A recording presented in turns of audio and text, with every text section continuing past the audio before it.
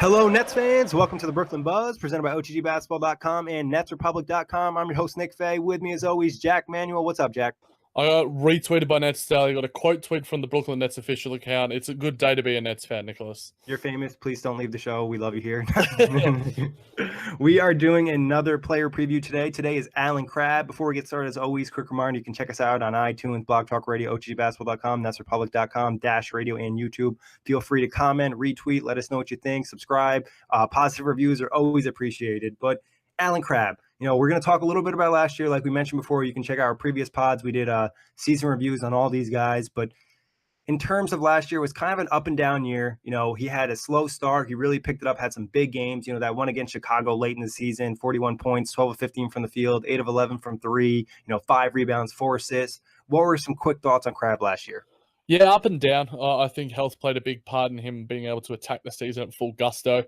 He's mentioned that at the media day more recently, that he's and I think it's the case with every single player. Like, we might see that with Russell Westbrook, Devin Booker, Lonzo Ball, that they may have interrupted seasons and up and down seasons because of their health. And Allen Crabbe was emblematic of that last season. It showed in his early season form, and then he picked up later in the season.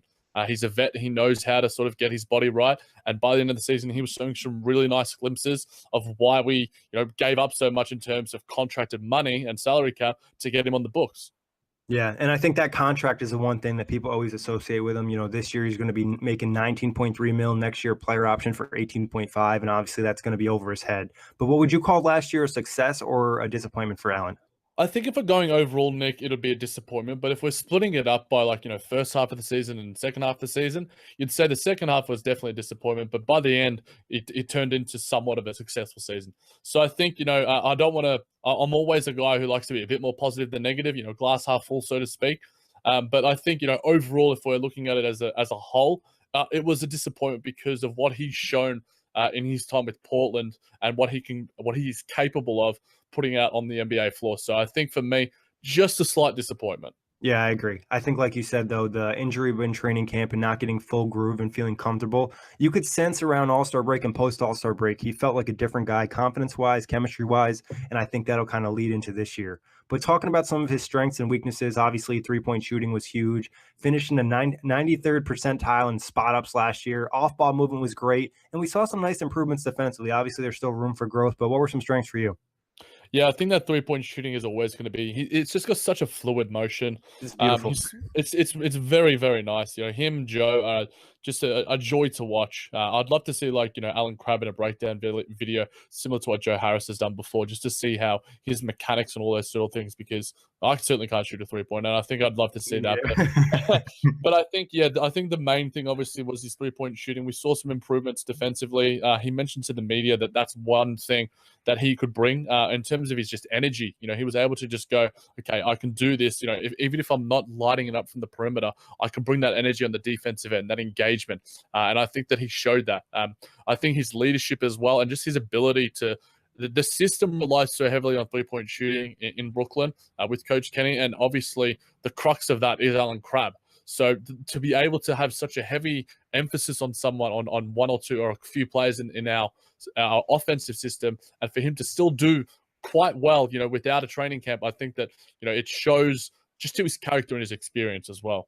Yeah, for sure. He's definitely a professional out there. And I think, transition-wise, he had some nice moments too. Ball security, not turning over the ball, obviously, is always great. But looking at some of the weaknesses, obviously ball handling, passing wasn't great, attacking the rim and getting to the line. What were some issues for you weakness-wise? Yeah, weakness-wise, I think health. I think he's scoring. I think it was a little bit up and down, but we saw so many nights where he would just light it up, but then there would be nights where he would get under 10 points. So for me, that related to his consistency as well. Yeah. We talked about on plenty of other buzz episodes throughout the season about his, just awareness in terms of when to sort of make the play, off the dribble, get to the rim, off the dribble, take the three. I'm looking forward to, because he did show some strides there, and we did see some real consistency from him. So all of these things, it's like a compliment sandwich for a guy like Allen Crabbe. There were lots of things that he did bad, but he did those things very well a lot of the time as well. So I think that the consistency is going to relate to, again, his health. Yeah, and showing us a better idea of like who he really is as a player, like you said, Yeah. some games looking good in certain areas and then looking bad in the next game. Like, was it lucky the first time? Was it, just maybe you're off a little bit? Maybe it was the injury. I think we just want to have a better idea of who Crab is, especially with that contract. But talking about that, what areas would you like to see him improve this year? Yeah, for me, it's going to be efficiency from the field, shot selection, shooting off the dribble, and just becoming and sort of relishing that sort of role as a lead guy in the Nets offense. So there's a few things that sort of relate to his weaknesses last season, and there are all areas that I think that he can get better at and has shown glimpses of already as in his tenure as a Net. Yeah, for sure. I think just working on those offensive skills, more consistency, like we just said 100 times, and I think confidence-wise, just being more confident because I forget the nickname, but they would always bring it up that way. They'd call him a certain name when he came to game AC, day. AC3, is that Yeah, it? AC3 or something like that. And when he's AC3, he's a different guy and he's confident and locked in. But when he's just Allen Crabbe, it's just like we don't really know what we're gonna get. Yeah, his personality seems to be one that's, a little bit timid, and that's not a bad thing in any sense. You just do your work, and you let your basketball do the talking.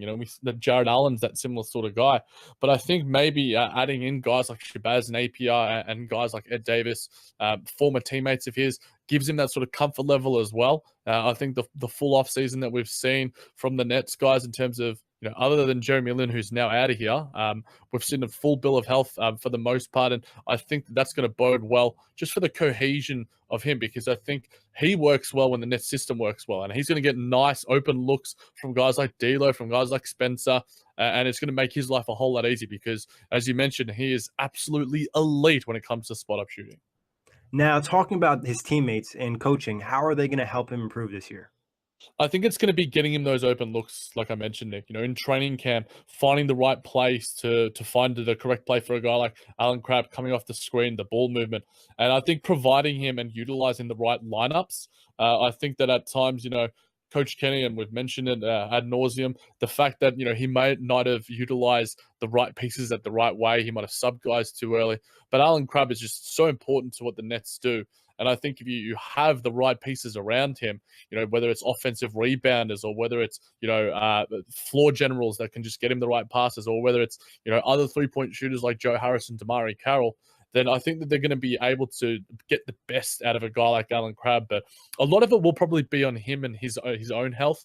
And I think that, I think the medical stuff and the training staff are famed for their work. Jalan Musa mentioned it at training day, at media day. So and all of them, yeah, all of them have mentioned just how good they are and how serious they are and how professional they are at their work. And I think that that's going to reflect well on Allen Crabbe as he really is ready to attack. I'm really looking forward to seeing what he can do in a couple of preseason games. And this is something we talked about on previous buzzes is getting a full off season with that training staff has been great for guys like Spencer Dinwiddie, Joe Harris, Karis LeVert. And that's something we expect to see with D'Angelo and Allen Crabbe this year, who weren't given that full off season with the Nets. And I think having some better 3-point shooting from him with some of his teammates, I think some guys will improve. I think we wouldn't be surprised to see more consistency from Dinwiddie, LeVert, D'Angelo. I also think having better screeners. You mentioned Ed Davis, and I think one thing Nets players have even mentioned is the fact that he can set some hard screens. That's just going to get Allen Crabbe some more space. We already know he doesn't really need a lot. Even Kenneth Reed, I think, can set a good screen. Jared Allen, we expect to improve in that area. And like you said about the system, Kenny loves his shooters. He's going to make sure they get their shot. So I think there's nothing to really worry about in that area. Now, in terms of role on the team, starter or bench player? It's definitely starter. I think as much as I love Joe Harris, my boy's not going to be a starter unless there's injuries. And we did see that at times. Allen Crabbe is the guy that you want to get hot early because it can change the entire outcome of a game. He He can can win hit you a game by himself. absolutely. And he did that for us last season. If he's hot early, then the Nets are going to look good. And I think going into next season as a starter, I'd like to see, some early plays for him to get in that confidence up. Not that he needs it, but I think he's going to be able to really make an impact for our Nets early on next season. One thing I'd like to see them do with Allen Crabbe a little bit is because everybody's playing him so hard at the 3-point line, sneak him through for a few easy cuts to the rim and get him a few layups to kind of see the ball go through the basket, or get to the free throw line a little bit, get that confidence up early. And like you said, when he's hot, and he can literally drop 30 or 40 and really change the game. Yeah, I think he would settle a lot last season, and we sort of mentioned that. We know what he's good at, we know what he's a lead at, but it's about adding some variety to his game. Joe Harris did that last season. He was number one in driving percentage. He's still not LeBron James in that area, but he was just able to make the right plays at the right time. It made him look better.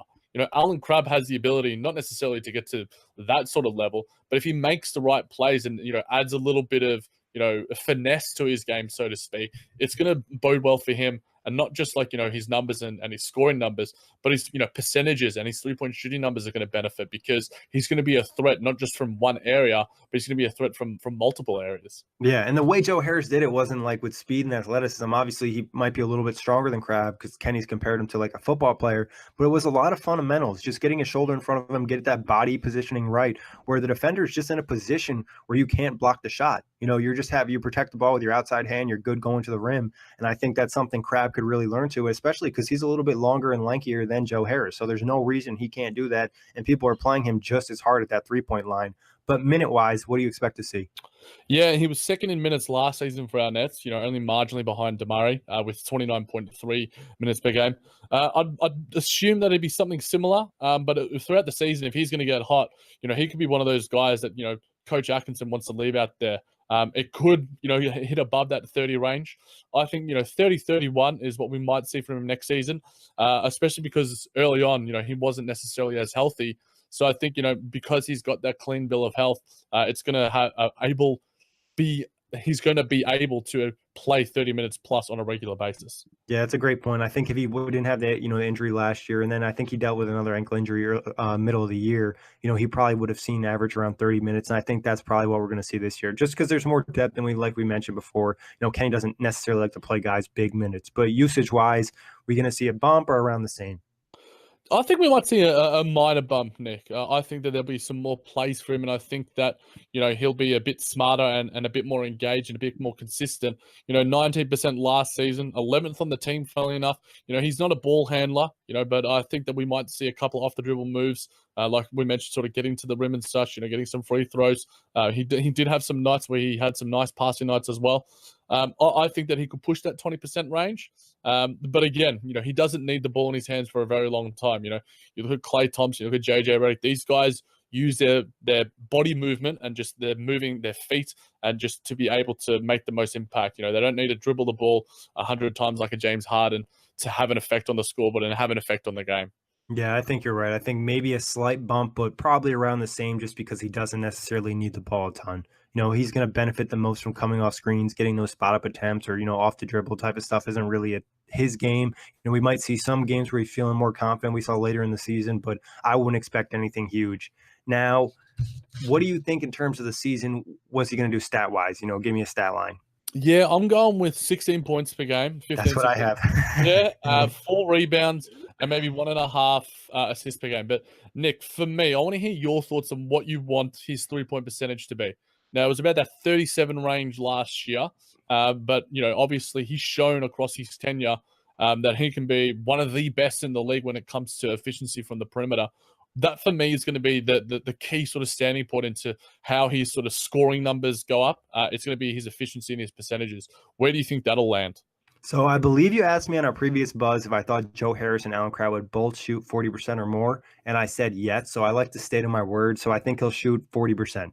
I think that's a solid number. I don't know if he could possibly get a little bit higher, maybe a little bit lower, but I think 40% from three is a really doable number for him. Yeah, I mean, he was 11th overall in total threes made. For me, I think I'm going to go the safe option and go 39%. Go that one under like you like to do with the Price is Right sort of thing on the outlet and stuff. So, but I still think, when you're anything above 39%, you're an absolute menace when it comes there. And I think, even if his percentages increase ever so slightly, his scoring will as well. It's just going to be about taking the right shots and not settling. And I think all of those things we're going to see from Allen Crabbe next season. We're the eternal optimist here at the Buzz, and I think he's going to show some good things. One thing I'd also like to see, even if the 3-point percentage were to stay around the same, I wouldn't be upset because 37.8 isn't a bad percentage. I mean, he could do better, but I think the field goal percentage, he shot around like 40% last year. I'd like to see that get up a little bit higher. That's just telling me that he's probably taking some bad shots where he could just be taking some better, less mid-rangers, trying to get to the rim a little bit more. And like I said, free throw wise, I'd like to see it improve. But my overall stat line was like almost exactly the same as yours. I had 16 points per game, 4 rebounds. I had 2 assists. And I want to see him maybe get up to 1 steal. I know steals aren't like defensive importance, but I still like to see him be a little bit more pesky in that area. Yeah, I think that Karis LeVert led the way there last season. I think Allen Crabbe has those capabilities to be able to do so. We've heard sort of the rumblings coming out from Nets Media Day and from Coach Kenny about how defense is going to be a huge emphasis. Whether we implement this new sort of scheme, which we will chat about on future pods and such, but I think it's going to be and Allen Crabbe is definitely going to have an effect on the defensive end and the offensive end next season. Yeah, take advantage of some of that length, get in those passing lanes, kind of deflect some passes, but. Give me some thoughts on Allen Crabbe. Like what are we going to think about him next year? Is he going to be better than last season, or what do you expect? I think without a doubt, if health permitting, he's going to be better than last season. On our fan show, Jason mentioned that he thinks he's going to be, our MVP. He hopes he can have more than 300 threes next season. Now, James Harden led the way with 265 overall. So I think it's going to be, a huge feat for Allen Crabbe to get that, but he has the ability to do so, and those percentages can reflect that. So I'd be happy if he was like top 5. He was 11th last season. Top 5 was around that sort of 230 range with guys like Klay Thompson and the like. I think that Allen Crabbe has that ability, and the acquisitions we made, I think it's going to help the spacing. We know how good he is when it comes to his efficiency as a spot-up shooter, especially from the perimeter. So I think that if he has a similar sort of mold as a Joe Harris season last season, then I would be more than happy. Yeah, and I want to say it was Nick on the NBA outlet Nets preview mentioned Crabbe as one of the breakout guys having a big season. Yeah. Yep. So I think, obviously that's some great respect coming from Nick. And then, like you said, Jason mentioned him too. So I think Crabbe could really break out this year and have a really nice season and kind of do what the Nets expect. And we know the organization is super high on him, and they were probably slightly disappointed. Obviously, the injury had an impact, but I think they expect more out of him because there hasn't been really an urge to move that contract. And I know a lot of people around the league feel like obviously it's a huge overpay and whatnot, but 3-point shooting is expensive. And I think, if the Nets can get him closer to that value, they'd be very happy. Yeah, I mean, it's a slight overpay, but like, who else are the Nets going to give the money to anyway? Yeah. He was the guy that we were looking for. We got rid of Andrew Nicholson as well, so I mean, it's sort of cheapened. And people always forget that. Yeah, and it cheapened the deal somewhat in that sense. So, I get that it is an inflated contract, but it's by no means an albatross, and he's still a very, very effective player. He's not Bismack Biyombo or Timofey Mozgov, who we did have.